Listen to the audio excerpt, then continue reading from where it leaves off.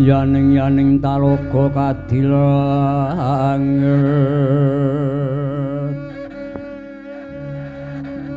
mahambang tanpa sulan pamaneka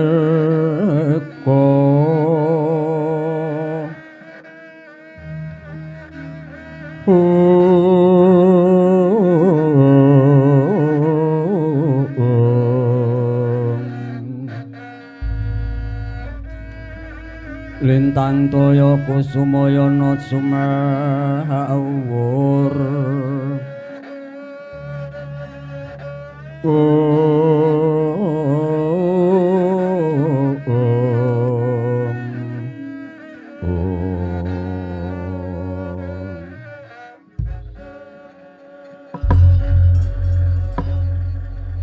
Mawi genam swastihastu nama sidam sibaratu tadastu hasdo nuwun mangketa kakang kaneka putra rawuh jingandika kula ngaturaken pambagya panakrami mawantu antu kunjuk ngarsa paduka kakang Narada kawula nuwun pregenjong Pak Pong mbok bolong waruda ing negara wong kali to dimingetan sapa sing gak cekater nuwun inggih Adi Guru.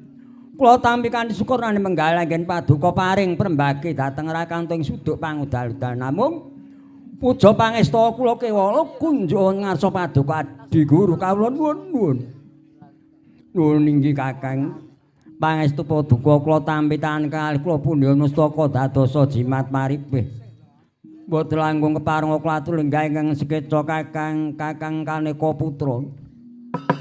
Nuwun inggih Adi Guru kasinggihan kados sampun boten kirang sekeca anggen kula ngabiyantara ngarsa paduka Adi Guru kawula nuwun. Lan jeneng kita nggih Bathara Kala rawat padha raharja sapraptamu kula putraku Bathara Kala. Iya Bapak Guru. Entuk pangestune Bapak Guru raharja sowanku ya mung aku ngaturake pangabektiku wae. Kunjuk ana ngersane Bapak Guru. Ya kula sawise ulun tampa kita ngaturake pangabekti marang Kang Rama rawat penakno anggone nura ngadhep. Ya. Bapak Guru kaya surah kurang prayoga nggonku ngadhep ana ngersane Bapak Guru. Mengkoto nggih Bathara Kala. Sawise usasat riwe musuh malih rasa panemu kang sampara tumrenggal matura. Duwe karep apa jeneng kita munggah mring kayuangan teka ndadekake gara-garaning kayangan ketitik bumi genjot samudra kocak kacandra dimukalir kenebur-kebur ngating sumungin lembu anding nganti kaya njebol-njebana korining sila matangkep ndak senggana sila kembar warna semana wreksa ing kema teja utawa pandhita ing malik tingal jebul kleru pangirairaku kebonggonira prateng mening kayuan iki ngandhadekake gara-garaning kayangan Suralaya. Para tumenggal matur duwe karep apa nggih Bathara Kala. Ya Bapak Guru najan aku ora matur kira aku Bapak Guru wis pana keplasing cipta. Tegese ngerti sadurunge winarah dadi pula aku matur kaya dene samudra sinareman tegese nguyahe segara ra ana guna paedahe. Ya kula najan Kang Rama wis nyumurpi penging dadi panyuwun kita lamun ndak wedharake padha karo Kang Rama mbatang cangkriman ulun pribadi. Mula kinara kanggo pambukaning kandha marang tumimatur Kang Cetha nggih Bathara Kala. Oh, iya. Yen kudu aku matur ngersane Bapak Guru sak temeneng kene Bapak. Diterima Rp50.000. Kamu masih nungguin notifikasi Kris? Di Instagram, notifikasi masuk secara real time. Langsung muncul di HP kamu tanpa harus beli soundbox tambahan. Transaksi jadi lebih cepat, lebih tenang, dan gak perlu nunggu lagi. Pakai Instagram, Kris gampang, warung jadi tenang.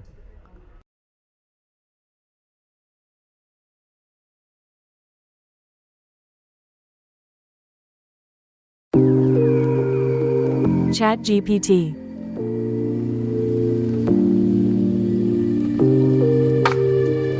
Try it now.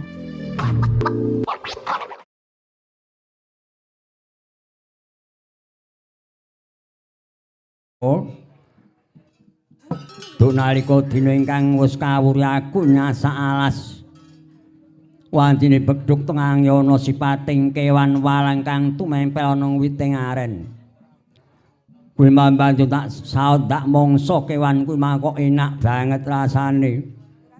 Awit nalika aku durung mangan kewan mau awakku lumpuh ra nduweni otot bayu. Jalaran aku wit urip ana madya padha mbok paringi cadhong mangan padas curi klikaning kayu kapuk perpekaning kayu aing.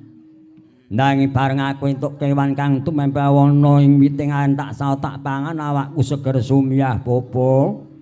Mula aku jarwanono kuwi mau jenenge kewan apa bakal tak goleki meneh. Tak nggo mangan saben dinan aku jeleh mangan padas curi mewah klikaning kayu kapuk perpekaning kayu aing. Mun mangkadi Guru, Kakang Narada wonten apa? Boten taklung-suklung kula badhe nderek udu. Lugunipun ingkang dipun tedha Bathara Kala menika sanes wujuding kewan nanging sipating jama manungsa ingkang nembe nderek sregening aren.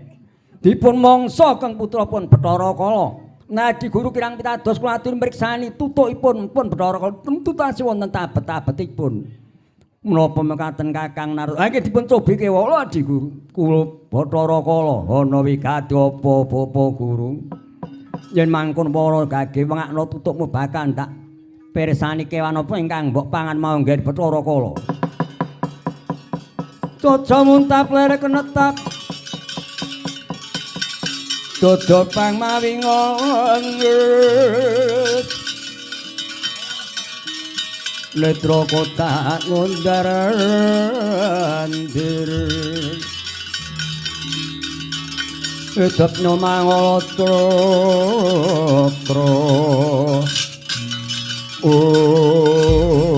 Katalika kaya mangkono wis mengo tutuk ing Bathara Kala pindha lawang ing guwa sareng wis den pirsani kelan Sang Hyang Guru Nata lamun Bathara Kala katemben kiwala mangsa jalma manungsa katipik tasih wonten daging kang jlilet wonten siungira Bathara Kala.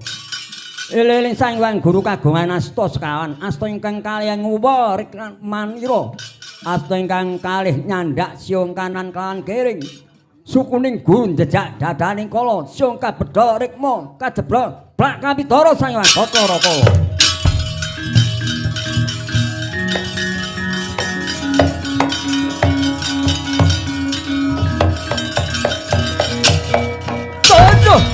Oh,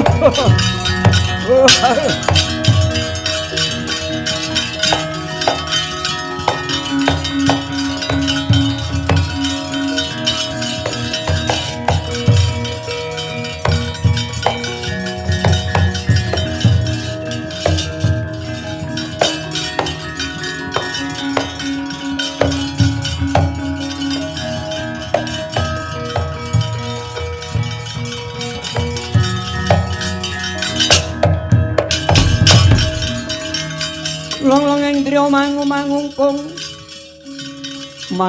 kanduan rimang lerleno tanpa kanen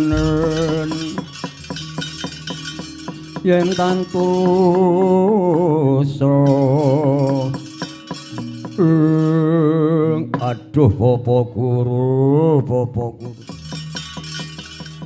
dosaku apa luput kopaku banjur mbok bedol sungku mbok jebro rambutku padha karo ngilangi daya kekuatanku Bapak aku banjur lumpuh randene otot bayu Bapak jeneng kita nerak pacak nerajang anggere kena ngapa kok dadi kemauane mangan manungsa kang ora nduweni dosa kang lagi nderek sregene aren lho apa kuwi mau diting manungsa Bapak iya kuwi manungsa kang lagi nderek sregene aren kok mbok pangan. Oh, ladalah. Ya Bapak katugel kuluka katweka dadaku aku ora nyengaja kuwi mandak senggo sipating kewan ora ngerti jebul jama manungsa Bapak. Mula aku nyun usada aku. Bisa walaya kaya wingi kepiye Bapak aku lumpuh randene otot bayu aku spiloput kuyun pangapura Bapak ora ndak sengaja. Gunku mbadhok sipating jamanungsa Bapak. Sira ora nyengaja babar pisan ora ya yen ora nyengaja tak wenehi pangapura. supaya bisa sira pulih waras kaya ngene. Saranduning badanmu bakal ndak wene tulisan.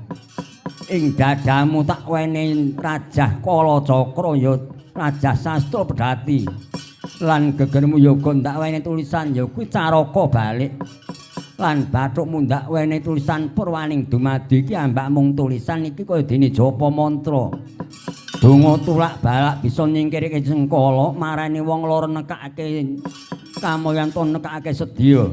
Mula mapatak wis awakmu ning saranduning badanmu kala.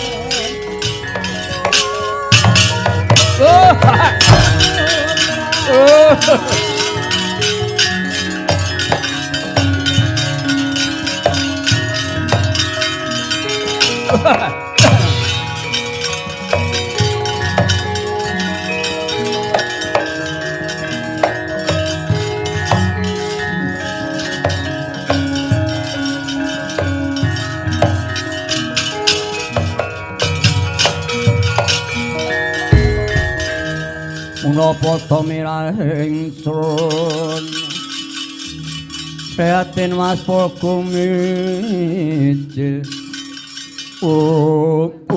adalah Bapak Guru bareng aku wis mbek wene tulisan kok awakku banjur pulih waras pulih kaya ngene Bapak ya mung tulisane kok ora ketok ora cetha iki piye mangatya pancen tulisan kuwi mapana sakjroning kulit sak jabaning daging ora sak dengah manungsa bisa maca. Lho, lah sing bisa maca piye sapa, Bapak? Permisi, mau nggak ambil uang ini terus beliin aku sushi di Jepang? Beli sekarang nih. Biayanya aku yang tanggung. Aduh, sekarang ya. Oke deh, aku mau.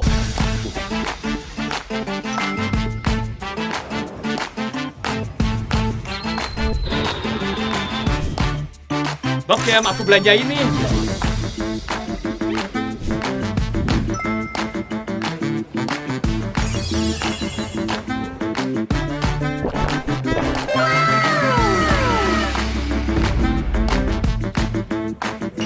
Mantep banget.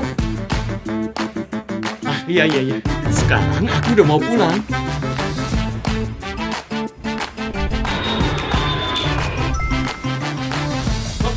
Oh, udah balik? Wah, kamu beneran beli sushi di Jepang sama sumpitnya sekalian.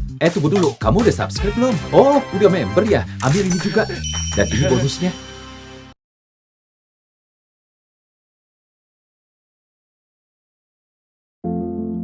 Sarung BHS sudah ada sejak tahun 1953. Iklan YouTube merupakan suatu platform yang sangat cocok untuk kami agar dapat menceritakan kisah merek kami dan menyasar audiens dari berbagai usia.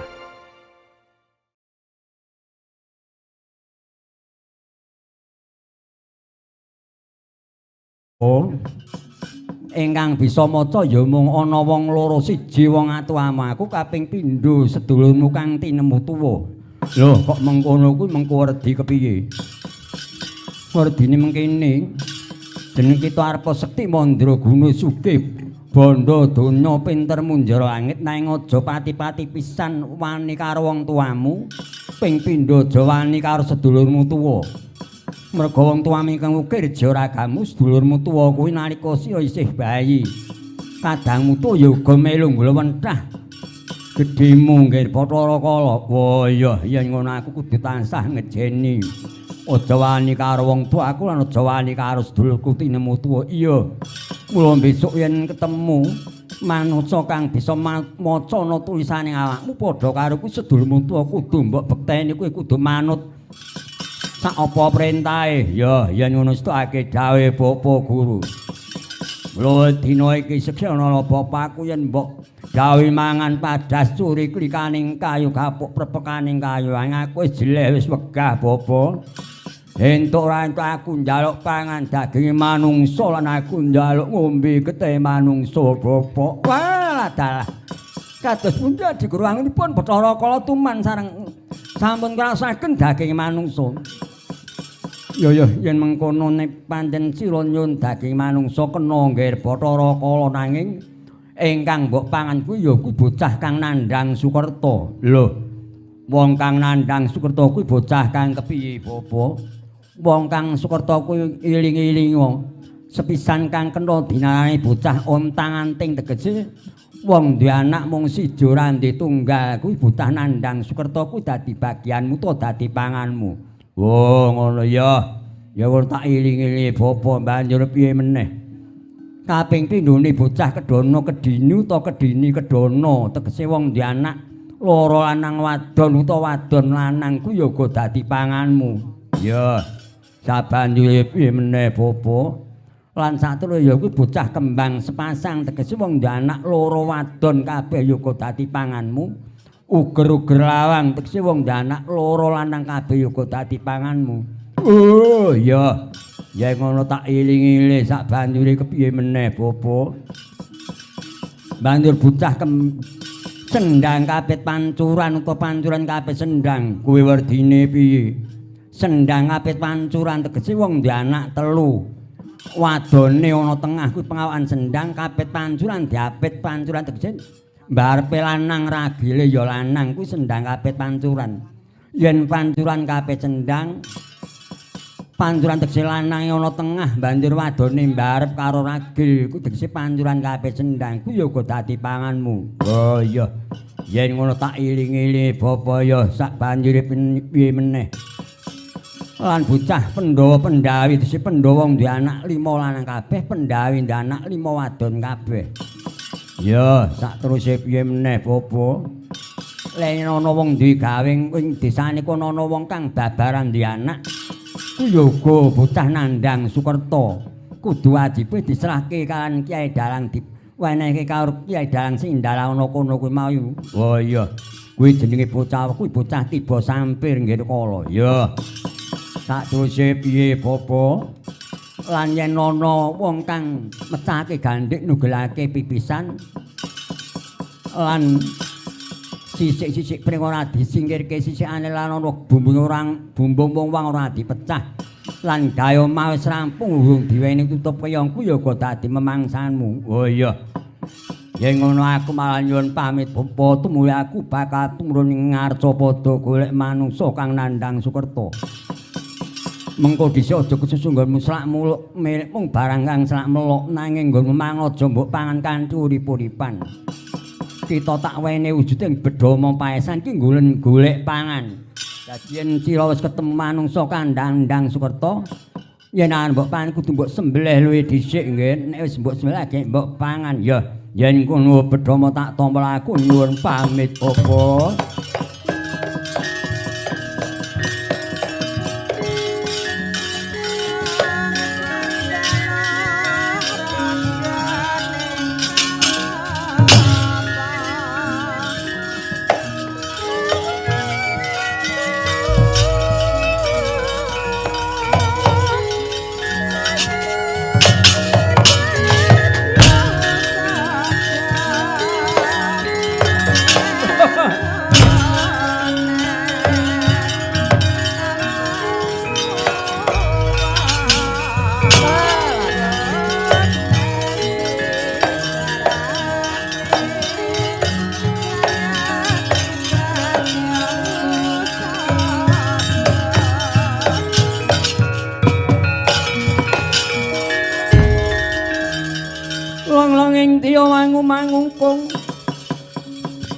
mangungkung kanduan rimang wong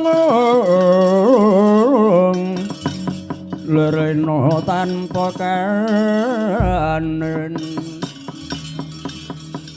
yen tan tulus wah adi guru kados pundi Kakang Narada wangunipun anggen paduka paring tedan kangipun Bathara Kala wau estunipun kekathaan adi guru mongso tiyang gadah anak setunggal dados mangsanipun Kala tiyang gadah putra kalih dados mangsanipun Kala wah monggo wiwit jaman rumiyin sepriki menika dawuhipun ingkang wajib kedah nindakaken bangun keluarga amrih sagedipun bagya mulya wah menika kan sami nyawi sing Bathara Kala temtu telas titangarta padha adi guru lajeng kados pundi Kakang badhe kados menapa Bathara Kala menika anak kula mongko anak polah menika bapa ingkang pinanggah dados pradak malah nggih dipun tingali polahipun si anak menika leres menapa mboten menawi leres tiyang sepuh kantun teburi handayani menawi polahipun si anak menika nalingsir saking bebener menika mboten perlu tiyang sepuh ngidini wah kados pundi adi guru lajeng kados pundi Kakang kula mongko sampun keladuk ndawaken kayan Bathara Kala mekaten mongko pangandikaning dewa sabda pandhita pangandika raja ratu menika mboten kenging wola-wali mboten saged kula jabal sak menika ngaten kula badhe nggadahi cara adiku badhe kados cara kados pundi Kakang kula badhe ngontenaken nggih menika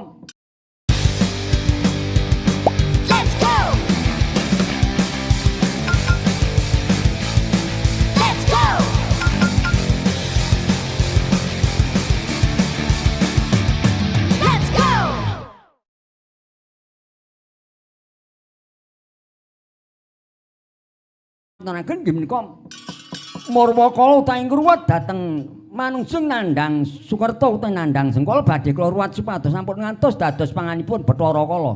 Menawi kersa paduka mekaten kula namung nyumanggan. Wah, ta nggih. Nek ngaten matur nuwun menawi paduka sampun nyidini dhateng panyuwun kula. Namung kula titip menika siyungipun Bathara Kala paduka paringaken Purama Yadimi ampu anggunjali. Mangke dipun damel pusaka nggih menika. Pusaka kala nadah kayan Yai Jalak ngoceng tembini menawi wonten prageng sinebat Bratayuda Jaya Binangun pusaka menika benjang ingkang gadhah menika talon mengsaipun ngaten siyong badhe kula tampi kula tumuli dhateng dipun ngarsa padha kula badhe mrepeki dhateng anak kula Wisnu Brahma supados kula kanthi dados dalang pangruwat inggih menawi namung nderekaken Ndraharja Kewala Kakang.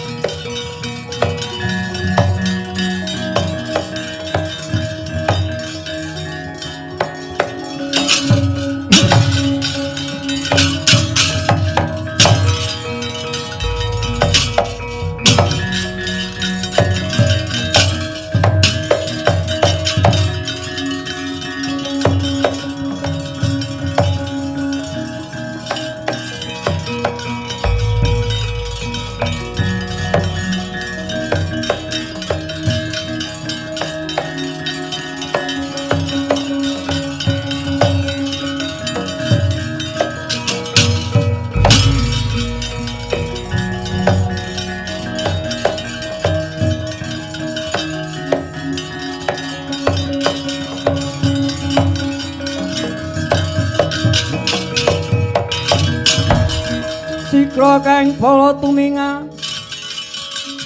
Prang campo samya ngedal Wong lir radet wileting kodro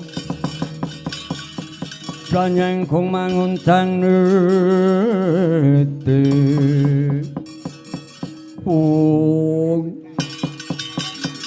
Adalah maunipun kados Siwa Narada ingkang kanthi sumengko pangabodra wonten kados menapa Siwa Narada kula ingkang putra paduka kula pun Bathara Wisnu nyadhong dawuh inggih Siwa Narada kula inggih nyadhong dawuh wonten kados menapa Siwa Narada miyos wonten ing merpat kepanasan wah ya aku anakmu lanang Bathara Bayu kok nyadhong dawuh wigati apa Siwa Narada ya ngger wis ni Brama lan Bathara Bayu mulane jeneng kita padha ndak timbali ngadhep ana ing pengarep aku dina iki ngerti ya.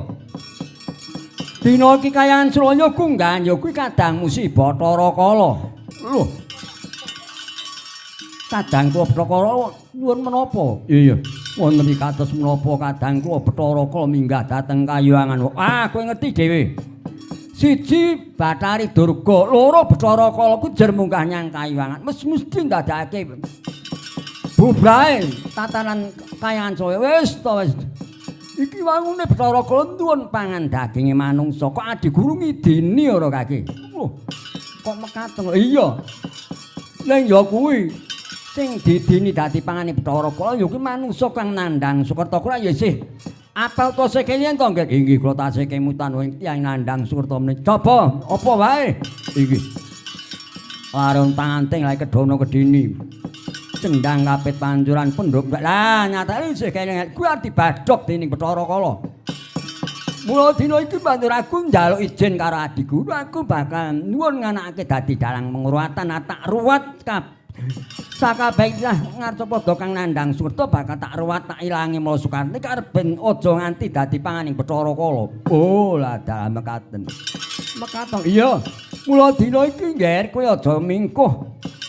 Pekewo lan dina iki anakku sing tak sang supaya dadi dalang pengruwatan ora ana liya ya mung jeneng kita ngger Bathara Wisnu awit sira iku dewaning banyu-banyu kuwi penguripan manjing katentreman kowe bisa nentremake marang sakabehing tangar apa do inggih mengaten ngestakaken dawuh nanging mangke rumiyin lho dados dalang pengruwatan kedah syaratipun kathah ya wong syarate apa ora kaki katerusipun kedah gentur tapanipun utahe Kami Highmart Megastore terbesar di Korea, cabang Jamsil. Aku udah siapin. Ini ada 2 kartu kredit, satu biru, satu hijau. Satu limitnya besar banget, yang satu lagi nggak terlalu. Kamu pilih satu kredit dan mulai belanja. Ayo pilih, kamu mau yang mana? Pilih. Aku pilih pilihan yang bagus itu. Gimana cara masukinnya ke troli? Pertama kamu mau apa? Apple? Ya Apple sih oke, tapi produk dari Cina juga keren-keren. Ada Huawei sama Xiaomi juga. Bikin iPad aja deh. Oh, jadi kamu mau iPad? 1 Pro dan 1 Pro Max. Satu iPad, satu 16 Pro, dan satu 16 Pro Max ya. Ini kelihatannya bagus juga. MacBook baru? Iya. Oh, aku ambil yang ini juga. Jadi mau kemana lagi nih? Kami sekarang mau lihat kulkas. Oke. Yang ini gimana? Kulkas kimchi seriusan? Kelihatan nggak suka kimchi, sukanya ham. Emang perlu ya kulkas yang ada kimchinya? Pak, totalnya jadi berapa ya? Sekitar 13 juta. Kalau nggak berhasil, semua harus kamu tinggal di sini ya. Wah.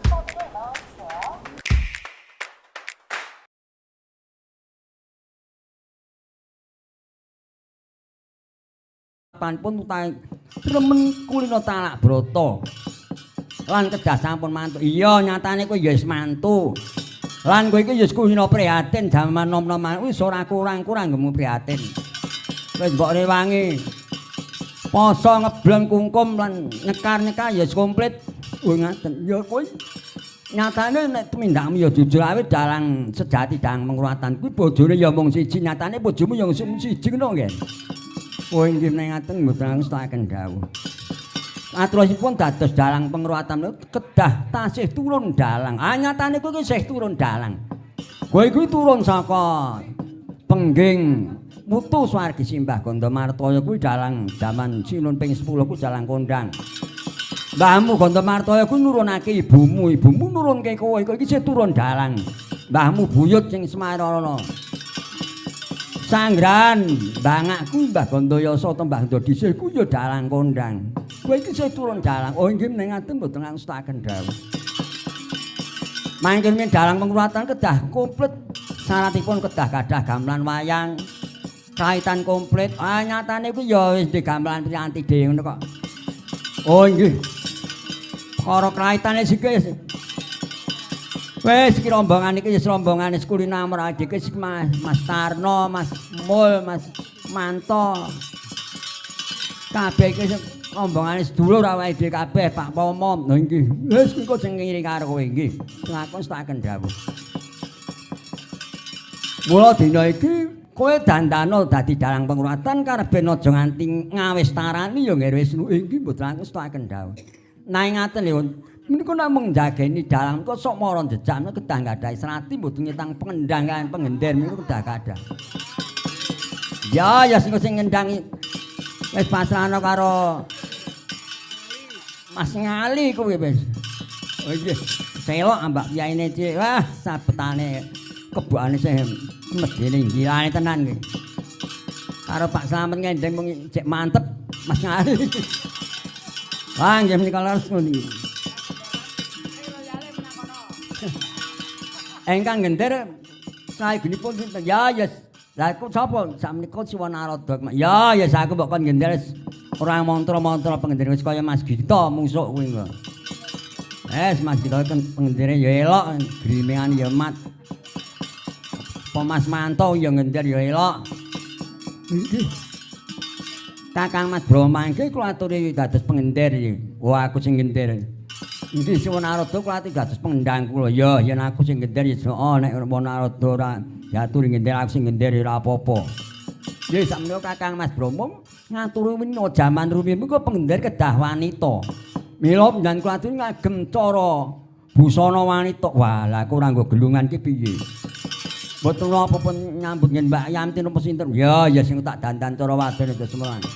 Ya, aku tak nganggo mit secair dandan dina iki. Wah, kok aku didapuk napa-apa iki. Aku tak ngegong. Wah, mboten ngegong. Wis gong-gong ae ngungkul Mas Tarno iki. Ora sakjane, Nger. Bathara Bayu kita ndak dadekake dadi juru pambegaling lagu. Kowe dandana dadi bocah.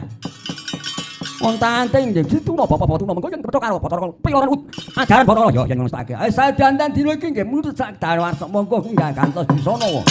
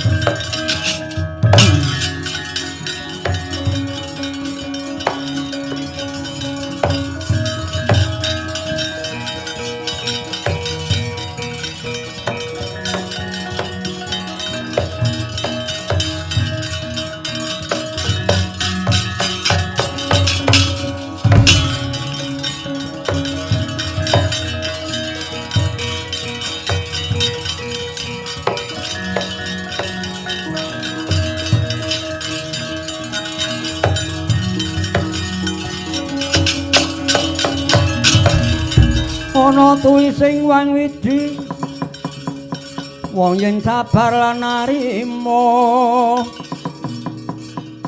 ginanjar dawa umure sugih kadang pamong mitra kinacek mring sasrama yen uga lara iku gampang gone antuk tombo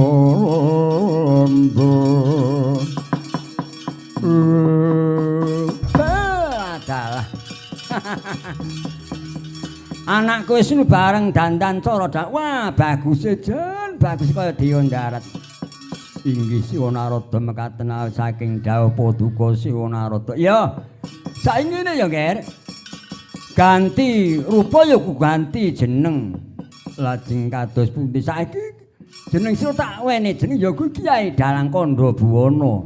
Kula dipun paringi nami inggih Kyai Dalang Kandha Buwana. Ya, kandha ngarani Buwana jagat muga dadi dalang bisa kondang sak rumahing jagat. Inggih boten ngestakaken dawuh. Lajeng kula dipun paring nami sinten Siwa Narada. Ya nggih Bama kowe saiki nganggo jeneng ya kuwi Nisruni utawa Nyai Saruni tegese kowe dadi pendher kuwi kudu seru tur muni dadi tintingamu iki kudu kena dimiringake karo dalang. Dadi dalang nek nujaran jantur ansuluk aja nganti geblegong. Inggih mboten langkung stakaken dawuh. Lajeng Siwa Narada gantos asma sinten wong. Aku saiki ganti jeneng ya kuwi Kyai Bayatapa Wangkeng ya utawa Nyai Panjak Encek Enggel ngono ae. Inggih Paduka gantos asma Bayatapa Wangkeng. Ya. Utawi Siwa Kalunglungan. Ya aku jenengmu Siwa Kalungan ya Bayatapa Wangkeng aku pengendangmu. Wis saya saiki enggal barang jantur tumuring Arcapada nggih monggo swawi kula dherekaken Siwa Buyut Kalunglungan.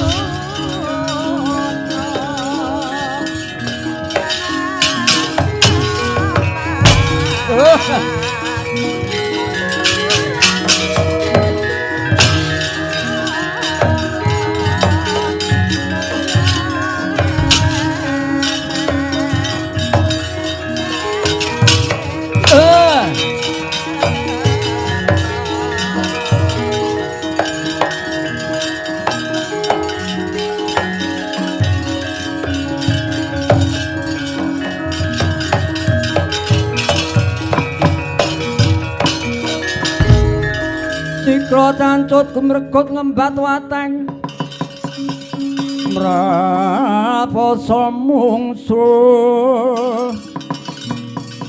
tangket kantaran bau sayekti dingoleno prateng lampus Hirna madyaning balagen kula dalah Om titian klodra Mas Patik Raja Dewaku durung satara nggonku nganglang jagat miling-miling cecangkung golek manungsa kanandang Sukerta wah iki wangun wis kepranggul utah bagus sijen tampo Gus kowe tak takoni jenengmu sapa lan menungsa saka ngendi wah areng kok gembleger Yo yen kowe takon aku aranku Tuna Bapa balik sira ngaku ayo. Yen kowe takon aku aranku Bathara Kala kok jenengmu Tuna Bapa ki werdine piye? Tuna tekse rugi bapa wong tuwa. Bapakku rumangsa rugi. Lan aku mung ijen ora ditunggal. Wah yen ngono kowe bocah untanting mulai yen ngono kowe dadi panganku. Kowe arep bathok aku yo. Tak budimu jan yo ora kelakon aja tak suwek telak maca takon. Wah, dengo sing ketuasan.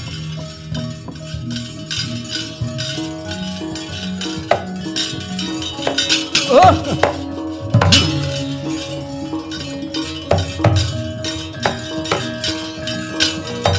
Ah! Ah!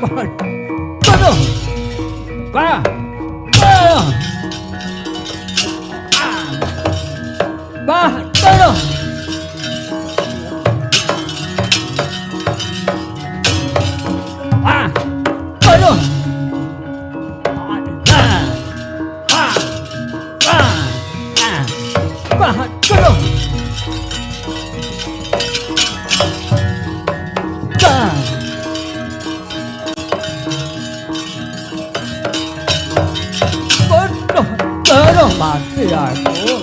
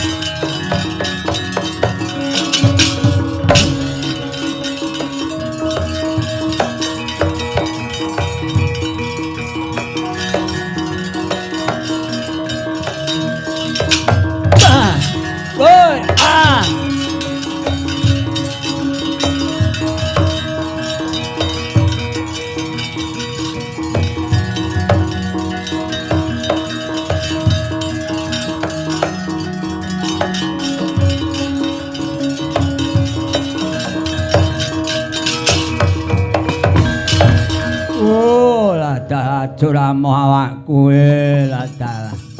Moyo sing ku metung wis ndrenjet lho, tak etung kriyek mentek juta kemil. Kudune tiba. Kemil kok malah awakku menjoto kabeh kaya ngene. Waduh. Jirku ya ora entuk. Kemil ya entuk mentrek-mentreke jane ora apa-apa lho.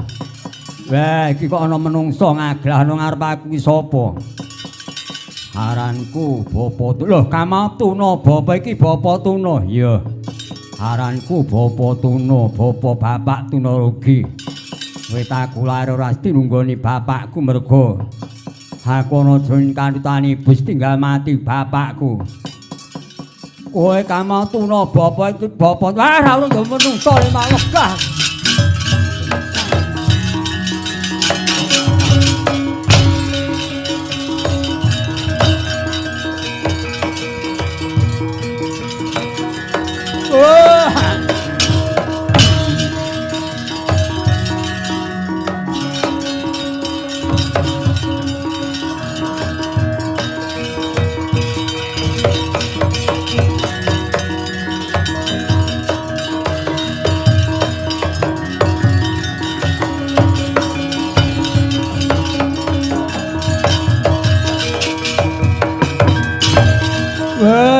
Awakku pasulan rawuh ya kalah meneh. Kamu ya menungsone ndek mane mung ganti sandang aku rawuh ya kalah. Aku megar mingkus gembrobo aku tak nyemplung seneng tak kungkum dhisik gen pulih otot bayuku.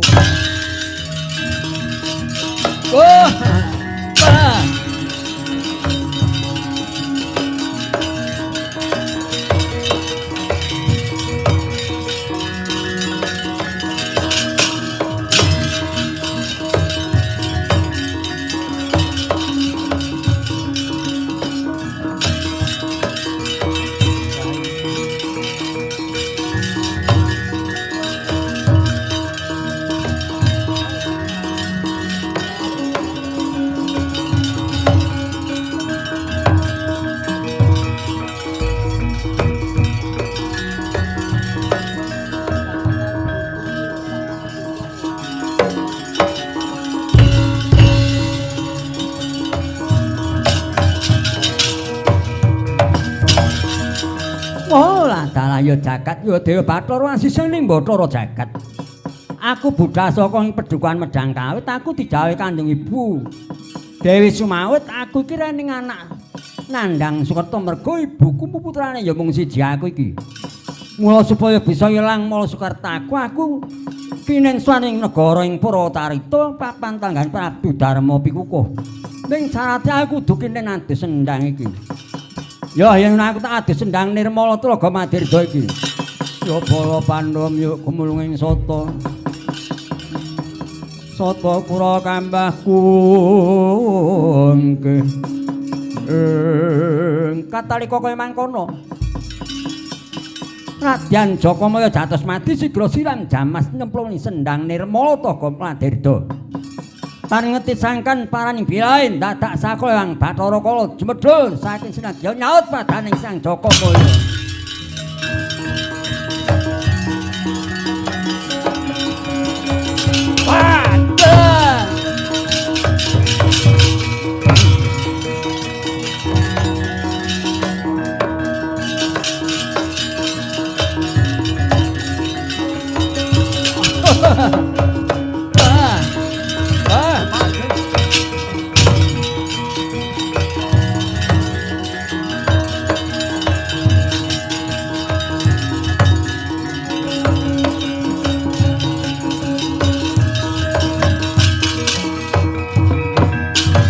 Wah, iki ana bocah arep adusna sendang ganggu gawe nggonku.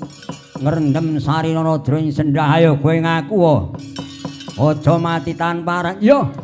Yen kowe takon wakaranku Jokomaya jatos mati bocah saka ing Medang Kawit. Aku putrane Buranda Sumawit. Aku didhawuhi Kanjeng Ibu ning aku bocah ontang-anting. Gane negara ing Medang Kamulyan bakal enek aku putra gedhen ya kuwi ruwatan aku kenen Swan Mrana karben diruwat kalawan Sang Prabu Darma Pikukuh ning sarate aku kena adus sendang Nirmala. Wah. Kowe kleyon adus sendang Nirmala kudune kowe adus sendang 7. Lah sendang 7 kuwi nggono ngendi? Sendang sing diapik tuntu iki lho. Ha, kowe mlebu wetengku dadi mangsanku kowe mergo Putra Sukerta. Oh, gede tikuan bacok karo aku. Iya, dina manut tak bacok dina iku. Oh, ah. Oh, ah.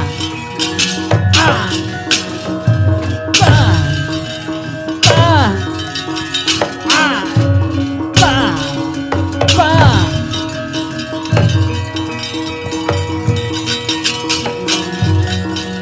Ayo dong ayo.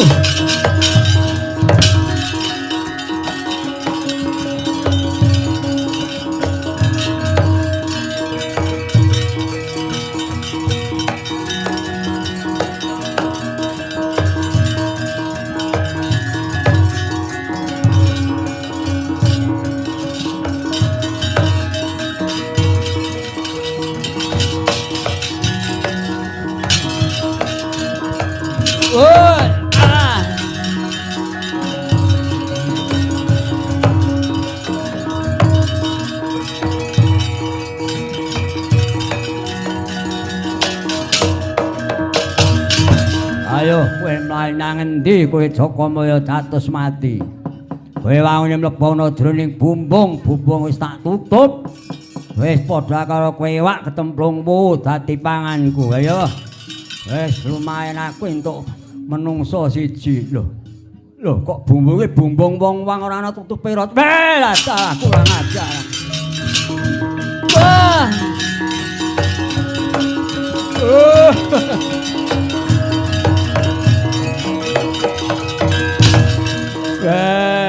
Dalah menungso Jakamaya mlebana jroning bumbung jebul bumbunge bumbung wong-wang metu kiwa mlebu kiwa metu tengen wae menungsane ora ana iku mawong sisik-sisik pring wilatan ora gem nyingkirke nganti nyrimpet sikil kowe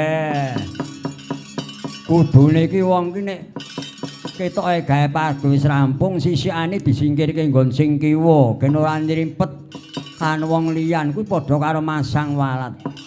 Lan bumbunging wong waki nek wis rampung dipecah ora gembluthuk nek didak bocah ya tiba. Wong sing nek gelem kulino nyingkirke watu nang dalan nyingkirke barang sing sengkala kono kuwi mesti bakal entuk ganjaran kuwi ya klebu sudako. Ya, para pucara putari sapa wae wong sisik-sisik ben ora gelem nyingkirke. Ana bumbung wong-wong ora dipecah sudon rejekine saben dinane rekoso golek-golek sandang tangan.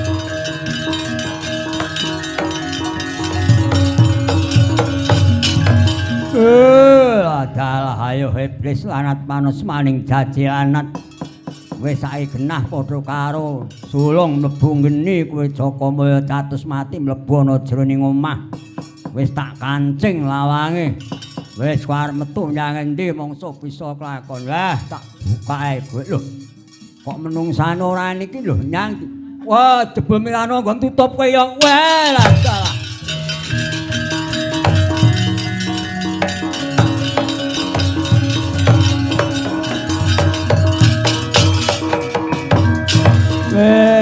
Dalah ngatasi gawe omah wis rampung wis brukut becik kaya mengkene. Kok dadi durung diwene tutup keong dinggo milar karo Jakamaya dados mati dalah. Wangune Jakamaya ana jroning omah ngebruke dandang wong adang kok ditinggal lunga. Malah kita duna wong ana wong kang mipis jamu pecah. Gandhe tugel pipisane wae lah ya. Kabeh para bucara butari seksenana wong sing gawe omah wis rampung yen ngantuk ora diwene tutup keong sudan rejekine. lan wong kang ngebrokke dandang kang lagi didang lan pecahke gandhik nuge pipisan janji ora diruwat dadi pangan kula kalian.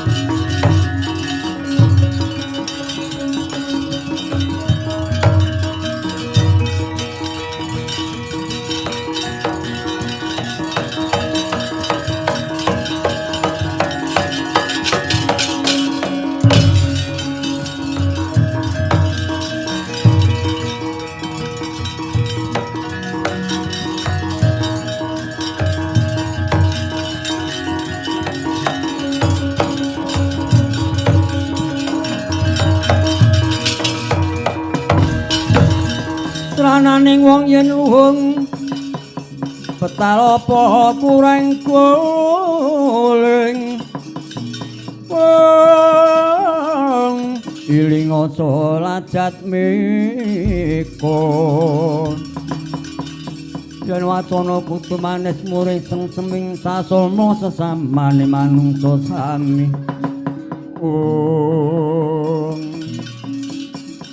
Nuwun mangke Bapak Kyai Dalang kula ingkang sowan Bapak Kyai Dalang. Nggih Pak Kyai Dalang kula ingkang sowan.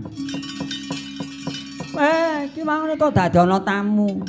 Nggih kula mengko dhisik. Kowe jenengmu sapa? Nggih nami kula Joko Sondong. Kula saking negaring para taita nggih negari Medang Kamulyan. Kula menika abdi dalam kan Sinu Prabu Darma Pikukuh. Nami kula Joko Sondong. Nggih nami kula Demange Kutrit kula menika tukang nggih menika ngombor kepel, nggih ngerok, nggih ngarit. Lah ndek arep apa, Joko Sondong nggih sowan kula mriki kula mireng tambang rawat rajin. Undhaking bakul sinambi wara. Katuripun wonten nyanipun Bapak Kyai Dalang.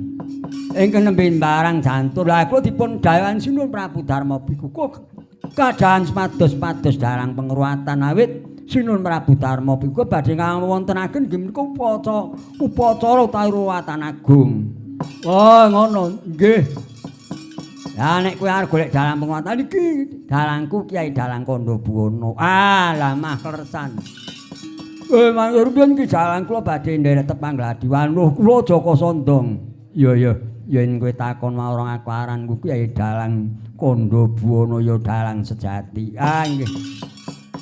Duwe karep apa mara tumrap matur Joko Sondong. Nggih kula dipun utus Sinuwun Prabu Darma Pikukuh paduka dipun atur rawuh dhateng negaring Medang Kamulyan. Awit Sinuwun Prabu Darma Pikukuh badhe ngawontenaken pengruwatan utawi upacara agung-agungan. Ya yen mengkono sak karepmu. Lah kinten tanggapanipun pinten? Wis kowe ora perlu takon tanggapan. Dalang pengruwatan ku ora kena dinyang. Sak unine dalang ku dinut. Wah, mengko gek kathah. Ora. Mergo dalang iki jiwane tanggapan sithik ya dom sithik, tanggapan oka ya didom. Oke. Kok ya apaan menurut rombongane Mas Ngali iki. Wis bakune cengkir rupae cengkir. Lho, lah cengkire gek pinten kol mengke. Tegese cengkir iku kudu sing kenceng pikirmu nek kare ngaturi dalang pengruwatan kudu sing madhep mantep ten. Nggih. Lah ngono sajenipun terus ya wis udah semlang sajene wis kok tak caret tak wene engko diatur kene kono. Nggih nek ngoten monggo kula dhakaken tindak dan negaring Medang. Ya nang aku dudu negara Medang Kamulyan. Monggo Kyai Dalang.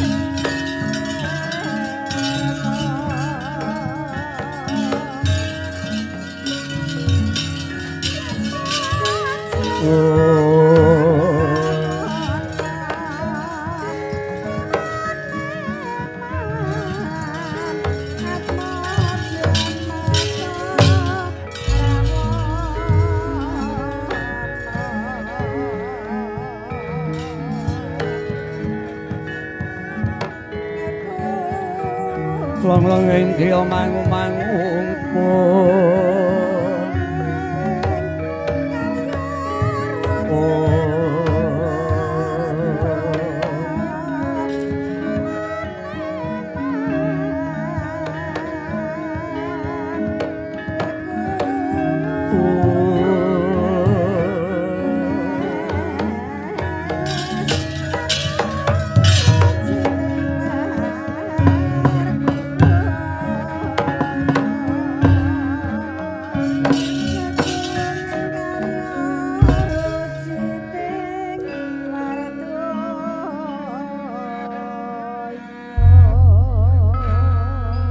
Mara remang uswa mung ambreng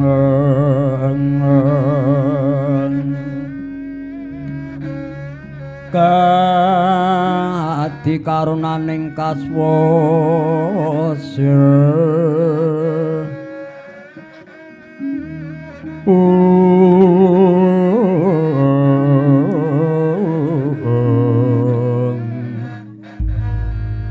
haning margum malahat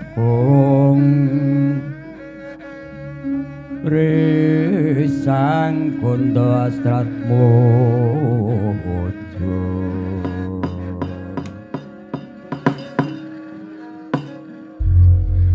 Nuwun amit pasang kaliman tabik sinabet ing ladunilin pating tulak manu dumawing tawang towang mangke Kisanak keparang kula aturi nyeketaken anggen paduka pinarak lenggah Kisanak lho inggih kados sampun boten kirang sekeca anggen kula nyabian turun ngarsa paduka sinuwun inggih syukur sekedhi jemur Jaka Sandong anak kula nangger kepianggonira ingsun dawi ngupadi dalang pengruatan apa wis antuk gawe inggih Sinuwun Prabu Darma pikukuh ngaturi priksa bilih menika Bapak Kyai Dalang Kandha Buwana inggih Bapak Dalang Gandawiyana sampun kula dherekaken sowan wonten ngarsa ndika sinuwun mula daya syukur sekedhi jemurung mangke to Kyai Dalang dipun tepangaken kula namipun Prabu Darma pikukuh negari kula negaring Medang Kamulyan paduka menapa leres ingkang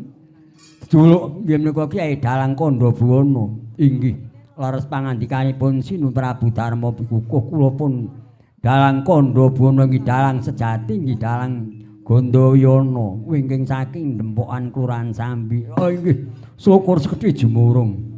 Mila panjenenganipun Kyai Dalang Kandha Buwana dipun aturi rawuh wonten ing Pedukuhan. Inggih menika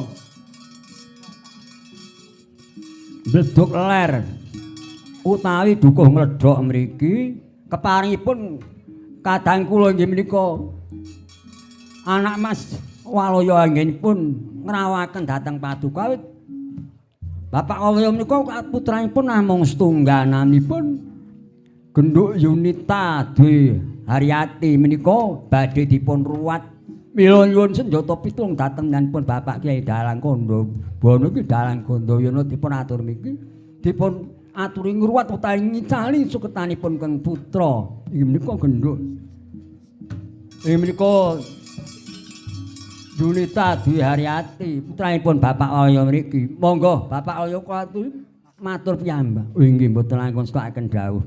Mangke to Bapak Dalang keparenga kula badhe nderek tepang Gladiwanu kula nami Bapak Waloya kula menika anggenipun bebayan kayan swargi semah kula menika keparingipun Gusti paring jagat namung dipun paringi putra setunggal menika anak kula wadon. Kula parinami inggih menika Genduk Yunita Dwi Haryati. Lah menika badhe kula ruwat supados paduka Bapak Kyai Dalang kula atur ngicali mula sukertanipun anak kula wadon supados mangya teguh rayu widodо wilujeng wit sak menika dumugi sak laminipun ampun ngantos wonten setunggal menapa anggenipun badhe ngaibrayan agung saged atut runtut ngantos dumugi kaken ninen boten wonten alang setunggal menapa kayan kula inggih nyuwun pangestu tansah mangya teguh rayu wilujeng widodо awet anggen kula momong anak putra wayah kayan semah kula anggen sampun kapundhut kan Gusti mugi pikantuk amargi ingkang sekeca wonten ing kasuwargan jati dipun papaken ingkang sekeca ayan Gusti inggih menawi ngaten boten langkung kula namung nderek mujing dados keparingipun Bapak Waloya Bapak waos nambahipun keng putra genduk Yunita Dwi Haryati ngantos dumugi salamipun tansah manggiha Teguh Rayi Widodo wilujeng niring Sambikala keparenga kula badhe miwiti anggen kula badhe murwakala inggih neng ngaten mboten angustakaken dawuh namung kula dhekaken monggo tansah sami nyuwun dhateng Gusti ingkang Maha Agung ugi misageta kasembatan mung dados panyuwun Bapak ayo tansah manggiha Widodo niring Sambikala dasanipun putra inggih mboten angustakaken dawuh Kyai Dalang Kyai Kalung kula wonten dawuh mara kaki Kyai kelire lan enggak gelaran wayang enggak sumpingen gamelan enggak totonon inggih menika sampun komplit pun kaet kala asun sampun wah gongsanipun ringgit menika mboten bahan-bahan menika gongsa ringgit saking Gombang menika putra kagunganipun putranipun Bapak Ki Mujaka Raja wah sae larasipun ngelok ringgitipun nggih ringgitipun kathah ringgit lawas gemblengan Prada Mas Daya inggih yen ngono syukur dijemur monggo Keparenga kula badhe matur dhateng sedaya para pengrahit Wira Pradangga klaturi ngulaken nggih menika gendhing ayak-ayakan kemawon.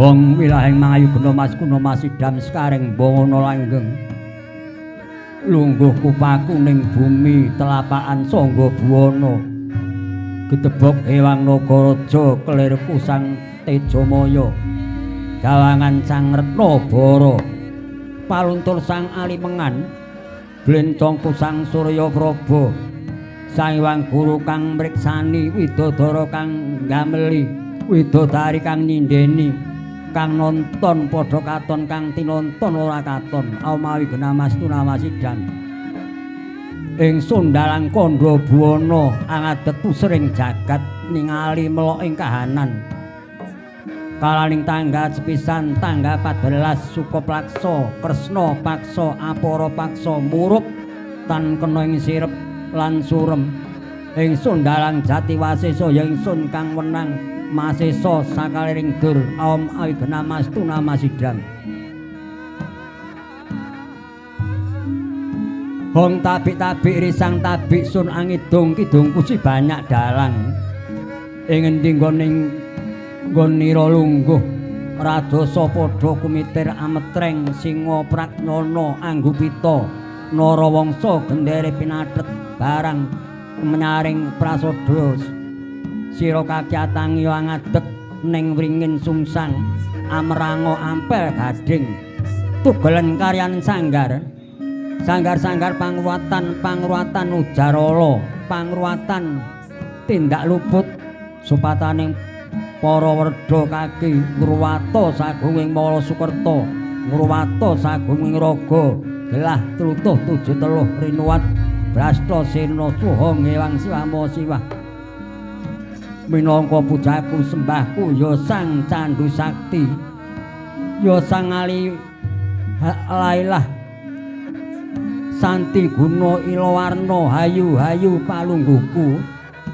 Sang Martaya pangadegku Nagaraja ing jajaku gelap ngamparing swaraku iduku isa mandi ing satu sakti neteraku Sang Surya kembar cahyaku ngebeki jagat Durga kala iring marang aku kang tak deleng padha bingleng kang ndak pandeng padha lengleng wong ewang siama siwah wong ewang kala sawedana Durga kala sawedana prabane Wasesa sawedana tumurun mring Madyapada aur pujaning para dewa Sang Asmara Jodha wuwusku lan pujaku singgah-singgah kala singgah suminggah lawakna lawak misi kuthara si kutari si brenggala si brenggali si bitapa si bitapi si bintaka si bintaki si durbala si durbali si rumaya si rumayi si udaya si udayi Sisrimaya Gedhah Maya Sidayuda Sidayudi Adiyuda Adiyudi Riudaya Riudayi Jaramaya Jurumaya singgah-singgah kala singgah seminggao lawak aom awigenamastu wong wilahing ana geni saka etan putih rupane geni apa karyane geni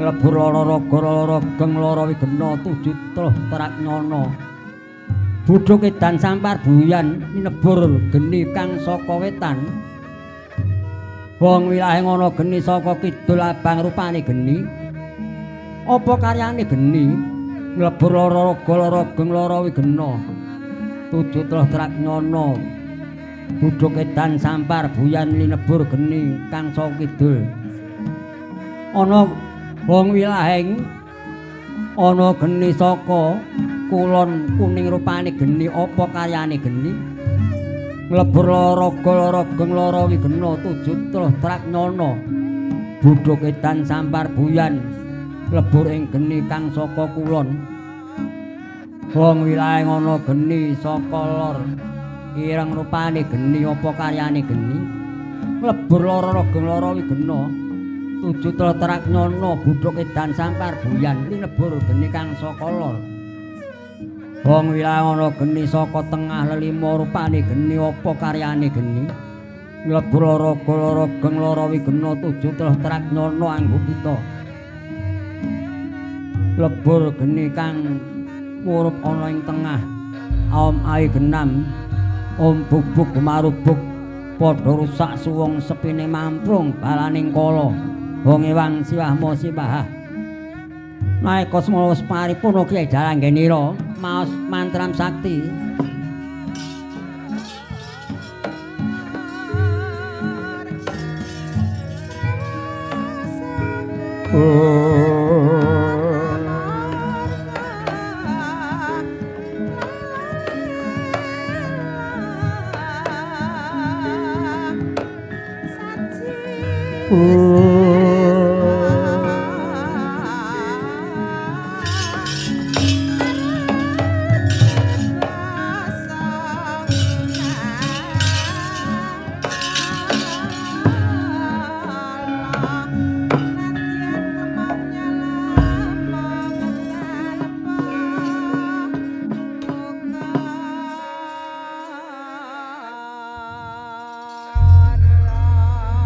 Moro rai mangoso amung ambreng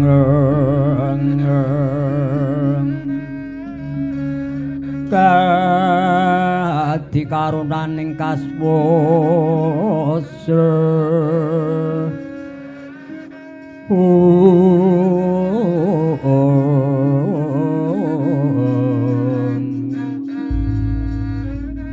aning marga memalatkum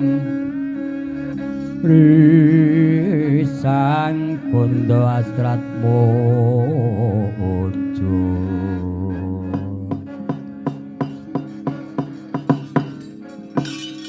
inggih kepareng kula matur dhateng nyanipun Bapak Kyai Dalang Gandayana menika sampun rumaos bingaraos sing manah kula sampun trontong-rontong padhar penggalih kula bilih paduka sampun nuruti menapa ing dados panyuwun kula paduka sampun kelampahan ngruwat dhateng anak kula inggih menika Genduk Yunita Dihariyati tansah anak kula wadon tansah manggih Teguh Rayi Widodo Wilujeng wis sakmenika dumugi saminipun tansah manggih Rahayu Wilujeng panjang yuswanipun kayan kula inggih tansah pinaringan sehat kesarasan awet anggen kula momong dhateng anak turun kula inggih boten langkung kula namung ngaminipun dados kersanipun Bapak Kyai nyanipun Bapak Waloyo inggih sekulus gedhe jemurung. Inggih Kyai Dalang kula nggih tansah sangat genging penuwun sampun nindakaken anggen paduka Murwakala wonten ing pedukuhan ngledhok mriki inggih boten langkung tansah nyuwun dhateng Gusti sedaya tansah miyanggih Teguh Rayi Widodo Wilujeng wis sakmenika dumugi saanyipun saha kula sak rombongan tansah manggih dirga yuswa inggih boten ngestaken dawuh. Waduh Kyai Dalang kula ingkang sowan Kyai Dalang. Oh, ladang.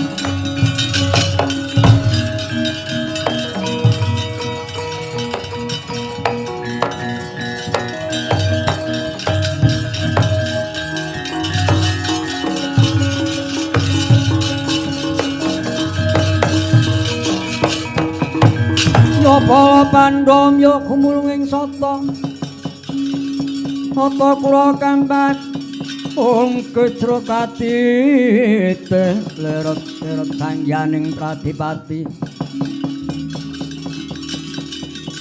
Sangyaning pradipati pola dalang Kyai Dalang kula ingkang sowan Bapak Kyai Dalang mengko dhisik sira iku jenengmu sapa ing nami kula Jakamaya dados mati kula saking Pedukan Medang Kait kula putranipun Ibu Randa Semawit Rening kula menika putra tunggal mboten gadhahi kadang nyuwun pengayoman dhateng Paduka Kyai Dalang kaping kalihipun kula dipun bebujung kayapun Bathara Kala kula baripun badhok ing Bathara Kala wah Kyai Dalang kula nyuwun pengayoman kula nyuwun senjata pitulung Paduka Kyai Dalang yen mengkono kowe mlebu manjana jering pepanggungan kono melu nyekel tabuh nabuh sak bisamu yen Bathara Kala mening aku ingkang bakal ngayi mboten ngestaken dawuh Kyai Dalang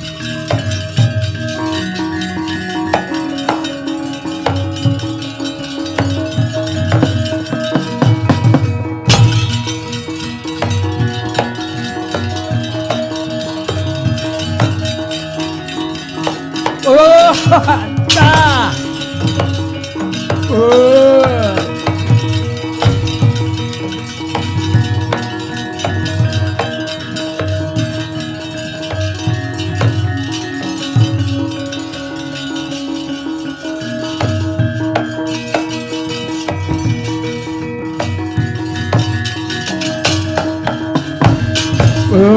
Lah ta mengko dhisik Kyai Dalang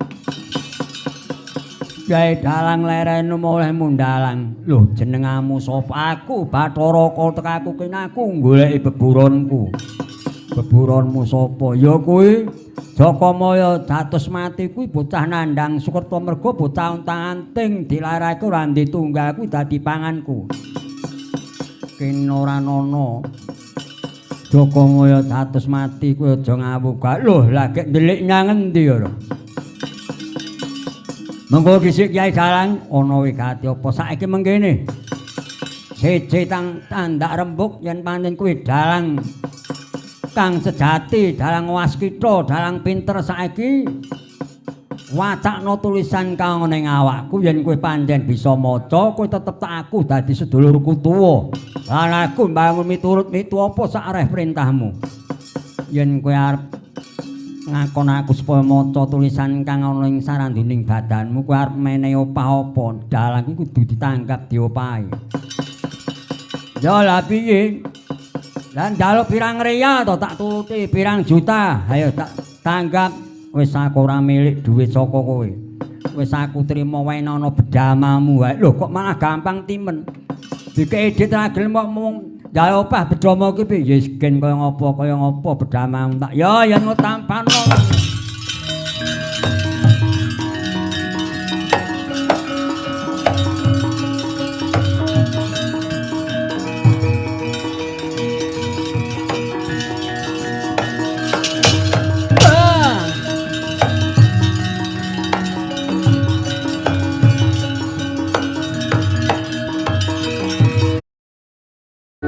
Dengan iklan Google, kami bisa menjangkau customer yang paling relevan. Sekarang, kami itu bisa mengirimkan ribuan order per hari. Semakin Firebox bisa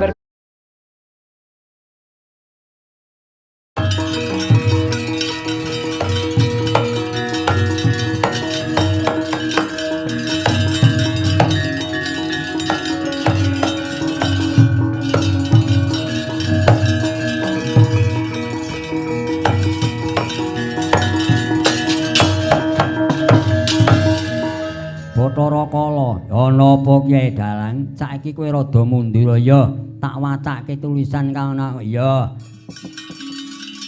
Wis saiki wacakno tulisan kang ana awakku iki, Kyai Dalang, aku wis tak opahe bedamaku tak wenehke karo kowe. Iya. Nek kowe kon maca tulisan kang ana awakmu saiki tak wacake wiwit saka bathuk tekaning geger. Iya ya. Moga gaging awakno Kyai Dalang. Bathara Kala, ana wigati apa? Mangertiya tulisan kang ning bathukmu. Kowe kang aran ya kuwi purwaning dumadi. Tulisan kaone Bathukku ya kuwi purwaning dumadi. Iya. Lah werdine piye? Para wis ngarani dumadi. Ya wis ngarani dadi wiwit kowe lair, wiwit dumadine kowe lair dadi tulisan kaone Bathukmu kuwi sejarahe jlentreh lairmu kedadian kowe dadi menungso. Lho, lah unine piye? Unine mengkene. Yukanira Bapa akasa ibu bumi dupi mijil tiba ing samudra. Agilang-gilang kumambang alembak-lembak rupa daging dudu daging, rupa getih dudu getih. Aran mukama salah. Agirisa nilamaya kadya manik mustika murup mangarap-arap andhatengaken prahara. Guntur ketuk lindu gunjing prahara gung lesus tatet leliweran geter pater mubah panas. Anyatri bawana manini ewang Kalarudra gesang madyaning jagat Janalaka bibit patma saking sang ewang Siwah bojo amawi genamastu namasidam kuwi tegese mengkene Bathara Kala. Nalika sang ewang Bathara Guru nganglang jagat kalawan Bathari Uma niti lembu andini ana sak ndiring Mega Malang sak nduring samudra kidul. Katuping samirana banjur nyempilak nyampinge Bathari Uma mau sang ewang guru sanalika banjur nuwahi katresnan kalawan garwane ya kuwi Bathari Uma. Kepengin langen asmara kepengin cumbana nanging Bathari Uma ora gelem nuruti karepe Bathara Guru. Nganti Bathara Guru banjur mbrojolake Ponangkama. Ponangkama tinibana telenging samudra dilebur karo para Jawata digaman tibani pusaka ora bisa lebur malah dadi jabang bae menungso ya kowe Bathara Kala. Oh iya. Bener yen ngono ature Yai Dalang. Lah yen tulisan kang ana cethakku iki piye? Ya nini tulisan kang ana cethakmu mengkene. Sangkala yeka sangkaning lara Wisnu kena ing lara lungguh aning bayu kang lara mulya dening Ewang Brama. Hyang Brama kena lara lungguh aning saranduning hangga kang lara mulya dening Hyang Siwah Bojo. Hyang Siwah Bojo kena ing lara lungguh ana napas lan swara. Hyang Siwah Bojo mulya dening Sang Hyang Tunggal tan Wustan kena ing lara. Hyang Tunggal peputra Hyang Menang peputra Hyang Nur Cahya. Hyang Nur Cahya peputra Hyang Narasa kabeh wis manunggal dadi siji lan Sang Hyang Tunggal kahanan lan tunggal rasa pangrasa jati tunggal rasa jati maya saka kersaning Hyang Maha Wisesa. Oh lah ya. Yen tulisan kang ana ing dadaku iki Kyai Dalang unine piye? Unine mangkene. Tulisan kang ana ing dadamu kang kena dinarani Rajah Kalacakra ya rajah sastra pedhati kang unine mengkene ya Maraja Jaramaya ya Maranini Ramaya ya Silapapalasiya ya Midara Radamya ya Dayuda Dayudaya ya Sihama Mahasiya ya Siaca Cayasiya ya Midasa Sadumya. Kuwi tegese mengkene kang wasani telu asira kang ngrencana Marya Sakti kang nyilakani ilanga keluyanira kang gawe luwih marekana kang gawe mlarat nyugiyana. Perhatian khusus bagi mereka yang peduli kesehatan dan menonton video ini. Saat ini, susu premium nyugiyana kang merangi ilanga kekuatanira kang nangsaya asiya sira kang marahi dosa sumingkira sira. Oh ya. Saiki tulisan kang ana gegerku iki piye? Tulisan kang ana gegermu ya kuwi aran Caraka balik kang une mengkene Ngotha Bagama Nyaya Jadapala Satada Karacanaha. Lah kuwi werdine piye? Werdine mengkene Ngotha Bagama Nyaya Jadapala Satada Karacanaha kuwi nek diwerdekake ora bisa mergo tulisane wae kuwalik. Lho, lah supaya nek diwerdekke piye? Kudu diwalik meneh gen supaya muni ana Caraka Datasala padha jaya lan mangga Bathara.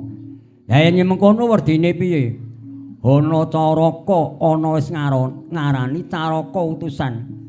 Dadi sipating jalma manungsa urip ana ing lumahing jagat iki pinangka dadi utusaning Gusti ingkang Maha Agung.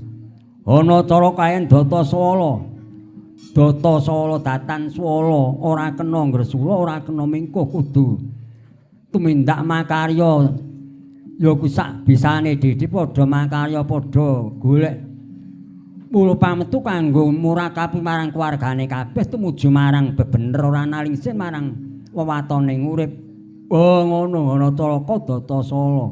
Banjur padha jayanya padha wis ngarani jayanya pengpengan. Wong urip ana madya padha kuwi ora kok kudu pengpengan bisa ngalahke manungsa liyane ora kena kudu ngalahke karo liyane kok ora tegese bisa ngalahke kuwi wong urip bisa ngasana lan bisuwa ya kuwi nirep manungsa kang duweni kadang patang perkara kang aran ya kuwi alu-amah supaya marah mutmainah kuwi mau. Awit manungsa yen dikendhaleni sedulur alu-amah amarah mutmainah lan supaya kuwi mesti bakal akeh tumindak kang ora bener mergo nuruti hadane kanepson. Mula kowe ngerti sedulur abang kuwi anane mung tansah nesu tansah tengkiling tandang mara tangan abang. Sedulur ireng anane mung demen mangan turu nguja swara seru. Sedulur kuning kang denane Supyaku ya mung nuruti marang kesenengane dhewe ora gagas hasil pametune pira mung kanggo seneng-seneng. Mula bisa nuruti sedulur putih kuwi anane mung tansah tumindak temen jujur suci sabar narima rukun marang sapadha. Wah ngono. Kuwi jenenge kudu bisa ngunjara sedulur patang perkara kuwi kang dinarani padha jayanya. Iya. Lah yen monggo Bathara monggo Bathara monggo wis ngarani Bathara Bathang moga kuwi sukma kuwi raga yen sukma cacaka mung gari Bathang. Mula paribasan yen gajah mati ninggalo gading macan mati ninggalo lang yen manungsa mati ninggalo asma kang arum aja nganti mbeblengar iki. Oh ngono iya. Mula kuwi merdine Caraka balik Kyai Dalang. Ya nek ngono wis matur nuwun banget. Ya Kyai Dalang aku rumangsa mbok medhalake tulisan awakku kowe tetep tak aku sedulurku tuwa. Aku mbangun miturut metu apa sak repentamu. Ya kowe kudu mbok bisa wae tumindak sing ora bener ku aja nganti cilik ngrasani Allah gedhe mitenah mring sepadha. Lan kowe ora kena ganggu gawe marang putrane bapak Waloya. Ya kuwi kang aran genduk Juniati Dwi Haryati ku wis tak ruwat wis tak ilangi mula sukertane. Oh iya yen ngono aku wis ora bakal ganggu gawe kesugengane bapak alus sak kukuban. Malah aku melu ngreksa melu. Ya kuwi ngayomi tansah mangya widodon ing sambikala bapak alus mbah sak putra bisa sak anak turune kabeh. Ya syukur gedhe. Kowe anu bae larik apa?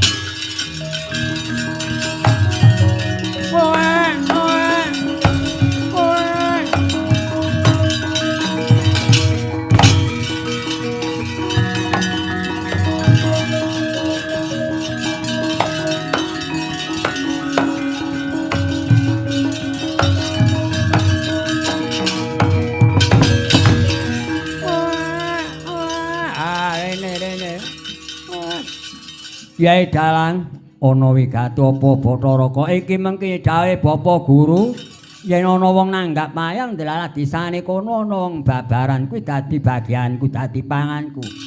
Tak pangan mongko aku nek mangan kudu bae iki disembelih dhisik. Lha aku njilih gaman utawa bedhama sing tak ngopah karo kowe tak nggo mbelih bayi iki ora kena. Kuwi njilih bedhama iki najan iki dhuwit wis dadi panguwasaku. Wandile mbok nggo nganiaya bae sing ora ndek dosa ora entuk. Wah, la piye iki? Wis entuk pangaring ngemplok ora bisa iki piye iki dalan. Saiki tak wene dalan. Saiki joli-jolan wae. Bayimu tak ijoli karo bedhama iki, bedhama tak balekke nyang kowe. Bayi dadi duwekku dadi anakku angkat entuk ora. Sebab kowe puluh ndiya bayan mbok panono isone nek kowe Nggo bedhome iku mbok nggo golek menungso liyane. Ha yen ngono ya idolan yo.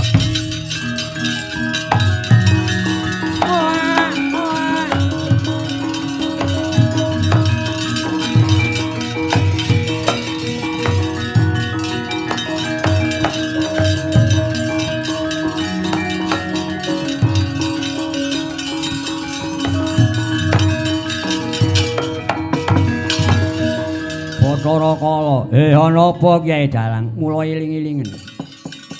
Yen ana dalang mayang ning desane mbuh desa ngendi yen ana wong babaran ku syarate kudu diwenehke karo dalang. Gen disuwuk karo dalang den diwenehi jeneng karo dalang. Kuwi wis klebu si padha karo ngelangi mula Sukertani. Oh ngono Kyai Dalang. Iya iki kula bae iki wadon tak jenengake Nyiruwati ki dadi bagianku. Oh iya. Yen ngono sakura sok lakon ganggu daya mong aku njaluk sajen olehmu Dalang Kyai Dalang. Arep nyuwun apa? Ya aku arep njaluk debok iki sesuk es bubar paripurna tak jaluk tak nggo lumpana Segara Kidul. Ya yen wis paripurna jaluken. Lan aku njaluk sajen tumpeng werna telu ya tumpeng robyong, tumpeng kendhit, tumpeng rajek wesi. Tumpeng robyong tegese tumpeng sing diwene jangan karo ndok kuwi tak jaluk. Lan tumpeng kendhit tumpeng sing ditutuli langes karo injet kuwi ya tak jaluk. Tumpeng rajek wesi tumpeng sing dicublesi dom kuwi ya tak jaluk.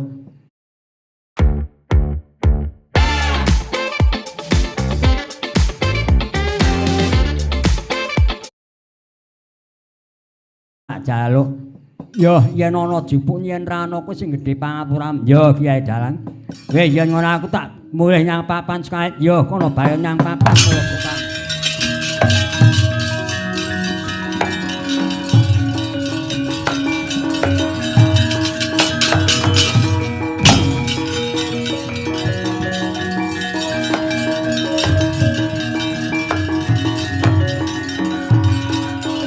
Kyai Dalang aku teko Kyai Dalang.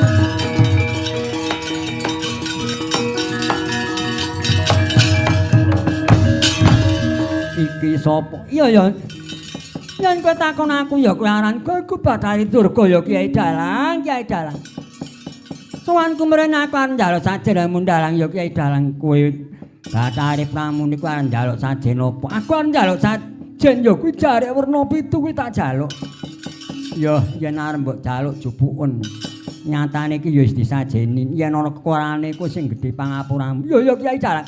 Matur nuwun ya Kyai Dalang. Aku njaluk pamit aku wis maringi sajen jare werna pitu. Iya.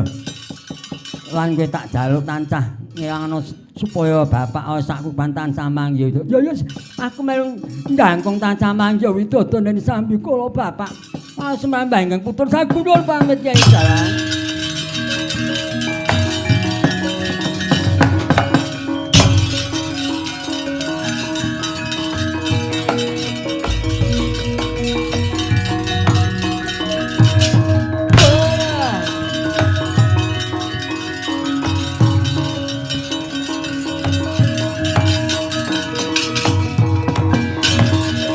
Bapak Kyai Dalang aku ingkang sowan sira iku sapa? Ya aku kala lumur aku sing tunggu sumur Pak Dalang aku arep njaluk sajen olehmu Dalang ku arep nyuwun apa? Aku arep nyuwun ya kuwi bangsaning iber-iberan kaya ta pitik sak jodho lanang wedok tak jaluk, bebek sak jodho lanang wedok tak jaluk, dara sak jodho lanang wedok tak jaluk, lele sak jodho tak jaluk. Ya yen ana gawanen yen ana kekurangane kuwi sing gedhe pangapura. Ya matur aku nyuwun pamit Kyai Dalang.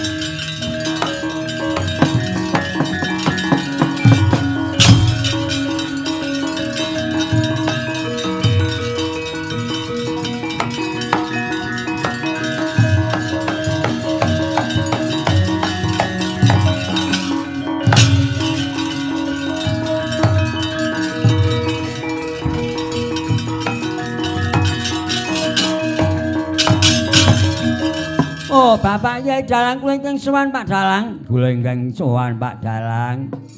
Sira iku sapa? Kula Nyai Mong. Kula Kyai Mong Pak Dalang. Kowe arep nyuwun apa? Kula bali nyuwun jarik Lurik ajeng niki mbok wedok niki ajeng ngemban anake niki. Nggih Pak Dalang kula nyuwun jalik lurik ajeng kula nggih ngemban anak kula. Ya yen ana jalane ora ana sing gedhe pangapuramu. Nggih Pak Dalang.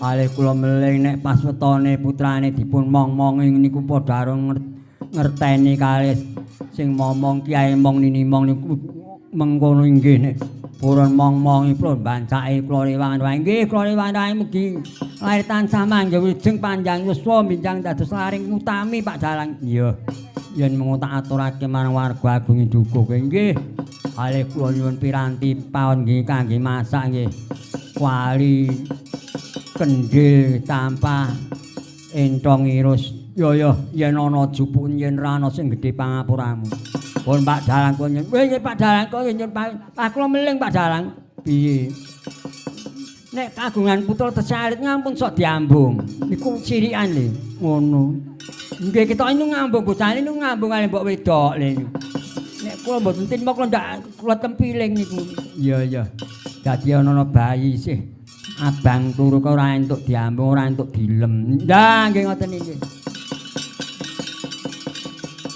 Pun Pak Dalang ngoten kula nyuwun mangke, kula nggih nyuwun Pak Dalang. Yo bae.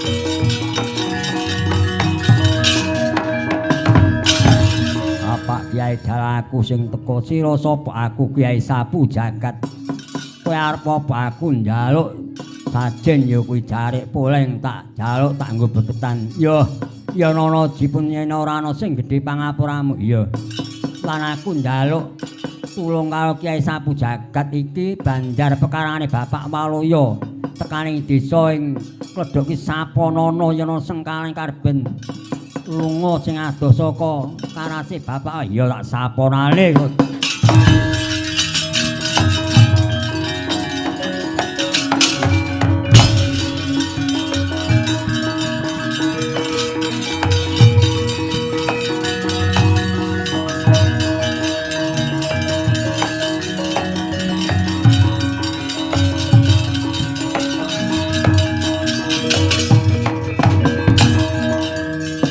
Pun mangke kepareng kula badhe matur nyanipun Sinu Prabu Darma Piwukuh sumrambahipun nyanipun Bapak Waloya.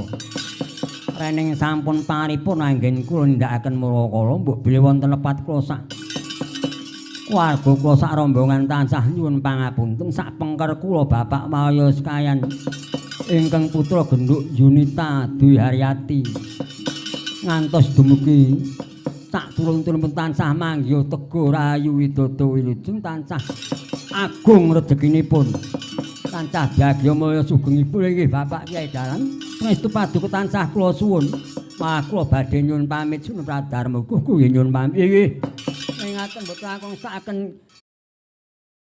Dengan iklan Google, kami bisa menjangkau customer yang paling relevan. Sekarang kami itu bisa mengirimkan ribuan order per hari. Semakin langkung saken Kyai Dalang pundhipun namung ndherekaken ndarjoke wala Kyai Dalang.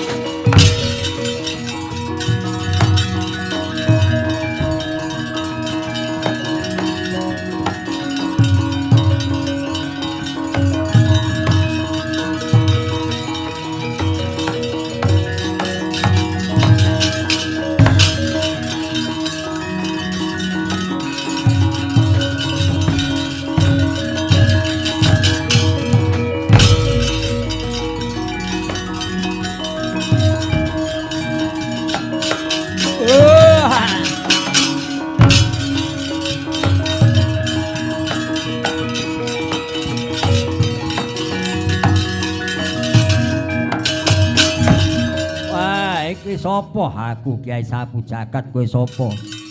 Aku Kiai Kala Ngadang sing tunggu latar, aku njawab sajen ora minggat.